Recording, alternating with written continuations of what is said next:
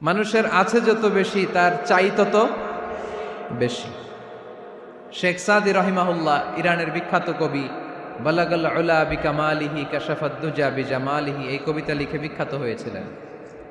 তো ওনার একটা সময়ে আর্থিক দৈন্যতা যাচ্ছিল, টাকা পয়সা ছিল না, ফলে পায়ে দেওয়ার মতো জুতা ছিল না। কি ছিল না? জুতা ছিল না। তো খুব আফসোস করে একদিন মনে মনে আল্লাহরে বলে, আল্লাহ, আমি এত বড় কবি, আমার পায়ে দেওয়ার মতো জুতা নাই। আহা! আফসোস করে ঘর থেকে বের হয়েছে। বের হয়ে দেখে এক ভিক্ষুক ভিক্ষা করে। ওই ভিক্ষুকের দুইটা পাই নাই। ভিক্ষুকের দুইটা, আর কবি সাহেবের কি নাই? জুতা নাই। কবি সাহেব যখন এই দৃশ্য দেখছে, হায় রে, আমার তো পা আছে, এর তো পাই নাই, সেজদায় পড়ে গেল। আর আল্লাহরে বলে, আল্লাহ শুকর, আলহামদুলিল্লাহ, বেশ ভালো আছি, আর কিছু লাগবে না। এজন্য শান্তি হচ্ছে শুকর আলহামদুলিল্লাহর ভিতরে। শান্তি কিসের ভিতরে? শুকর আলহামদুলিল্লাহর ভিতরে। এজন্য আওয়াজ করে পড়েন আলহামদুলিল্লাহ। আপনার চাহিদার কোনোদিন শেষ হবে না। দেখবেন যার পা নাই, সে পা দেখে আফসোস করে, ইস, লোকটা হেঁটে যায়, কি সুন্দর যায়, আমি তো হাঁটতে পারি না, যদি হাঁটতে পারতাম, যদি দুইটা পা থাকতো। যার পা আছে, সে সাইকেলওয়ালাদেরকে দেখে আফসোস করে, ইস, আমার যদি একটা সাইকেল থাকতো তাহলে তার হাঁটা লাগতো না, সাইকেল দিয়ে বাজারে যেতাম। যার সাইকেল আছে, সে আবার হুন্ডাওয়ালাদেরকে দেখে আফসোস করে, ইস, একটা হুন্ডা যদি থাকতো তাহলে তো ভোঁ ভোঁ করা যাইতো না। হুন্ডাওয়ালারও আফসোস আছে প্রাইভেট কারওয়ালাদের দেখে। তারা আফসোস করে, ইস, আমার যদি একটা কার থাকতো তাহলে তো কার চালাইতে পারতাম। যাদের প্রাইভেট কার, এদেরও আফসোস আছে, ইস, আমার যদি একটা হেলিকপ্টার যদি থাকতো তাহলে তো উড়াল মারতে পারতাম, ঠিক কিনা? হেলিকপ্টারওয়ালাদেরও আফসোস আছে, আমার যদি একটা জেট প্লেন থাকতো, jet plane, private jet plane, prince Walid bin তালালের মতো 70% মেড অফ গোল্ড, তার একটা জেট প্লেন আছে, এটার 70% স্বর্ণ দিয়ে বানানো। তার মানে চাওয়ার কোনো শেষ আছে? নাই। সুখ শান্তি যদি চান, অলওয়েজ পড়বেন আলহামদুলিল্লাহ। কে পড়বেন? টাকা যার বেশি, টেনশন তার বেশি। সাধারণত টাকা যার বেশি, রোগ তার বেশি। টাকা যার বেশি, শান্তি তার কম। আপনি খোঁজ নিয়ে দেখেন, 1000 কোটি টাকার মালিক, ঘরে শান্তি নাই। স্ত্রীর সাথে মনোমালিন্য, স্ত্রী যায় একদিকে, উনি যায় আরেকদিকে। পোলায় কই যায়, পোলায় নিজেও জানে না। মেয়ের অবস্থা খারাপ, আরেক ছেলের সাথে হাঁটে। তো এই হচ্ছে এদের লাইফস্টাইল। সবাই না, আল্লাহওয়ালা যারা, তারা ভিন্ন। রাতে এদের ঘুম হয় না, অনেকগুলো ঘুমের ট্যাবলেট খেয়ে ঘুমাতে হয়, ঘুম আসে না, ঘুম আসে না। কিন্তু রিক্সাওয়ালা, কুলিওয়ালা, দিনমজুর, এদের রোগ বালাই আছে? কথা বলেন। খাওয়ার সমস্যা আছে, ঘুমের সমস্যা আছে, শুইলেই ঘুম আসে, যেখানে রাইত ওইখানেই কাই।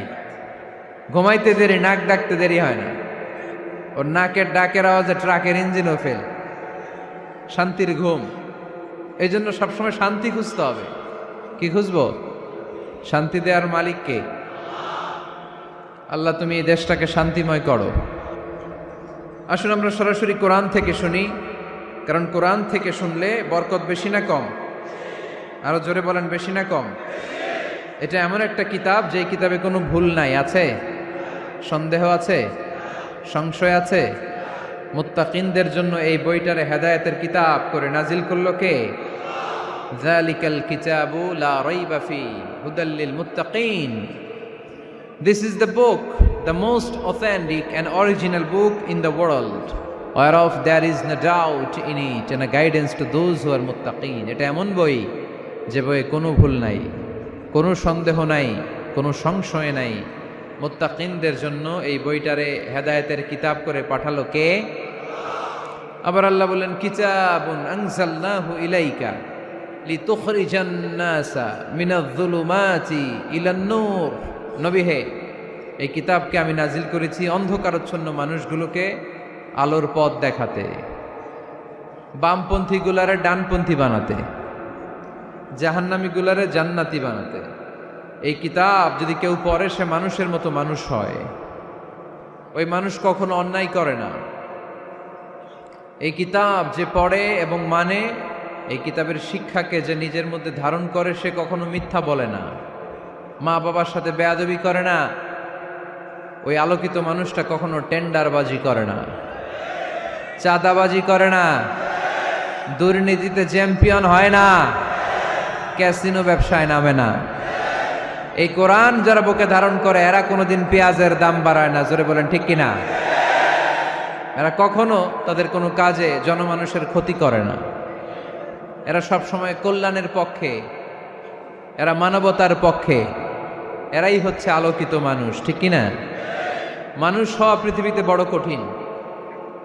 খালি চোখে যা দেখেন এগুলো মানুষ না, এগুলো জনসংখ্যা। এগুলো কি? এজন্য বলা হয় বাড়ছে জনসংখ্যা, কমছে মানুষ। বাড়তেছে কি, কমতেছে কি? মানুষ। গরুর পেট থেকে বেরোলেই ওটা গরু হয়ে যায়, ছাগলের পেট থেকে বেরোলেই ওইটা ছাগল হয়ে যায়, মুরগির পেট থেকে বেরোলেই ওইটা মুরগি। কিন্তু মানুষের পেট থেকে বেরোলেই ওটা মানুষ হয় না, ওটার মানুষ বানাইতে হয়, তাই না? আবার গরুকে কেউ কোনোদিন বলে না এই তুই গরুর মতো গরু হ, বলে? শরীয়তপুরে আপনারাও বলেন না? ছাগলরে কেউ কোনোদিন বলছে এই তুই ছাগলের মতো ছাগল হ, কিন্তু মানুষকে বলা হয় তুমি মানুষের মতো মানুষ হও। কোরআন পড়লে মানুষের মতো মানুষ হওয়া যায়, ঠিক কিনা? এই দুনিয়া এখন তো আর সেই দুনিয়া নাই, মানুষ নামের মানুষ আছে দুনিয়া বোঝাই,